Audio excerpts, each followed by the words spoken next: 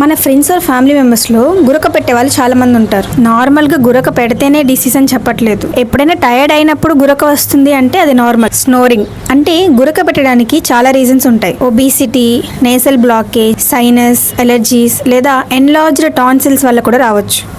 గురక తగ్గాలి అంటే ఫస్ట్ మీ స్లీపింగ్ పొజిషన్ని మార్చండి. ఒబీస్ ఉన్న వాళ్ళు వెయిట్ తగ్గాలి, అలానే ఆల్కహాల్ తాగే వాళ్ళు అవాయిడ్ చేయడం మంచిది. కానీ లౌడ్ అండ్ ఫ్రీక్వెంట్గా వచ్చే గురకని అస్సలు ఇగ్నోర్ చేయకండి. ఈ ఫ్రీక్వెంట్గా గురక వస్తుంది అంటే బ్రెయిన్కి ఆక్సిజన్ సరిగా వెళ్ళదు. బ్రెయిన్కి సరిగా ఆక్సిజన్ అందకపోవడం వల్ల మెమరీ ప్రాబ్లమ్స్, హై బీపీ అలానే స్ట్రోక్ వచ్చే ఛాన్స్ కూడా ఉంది.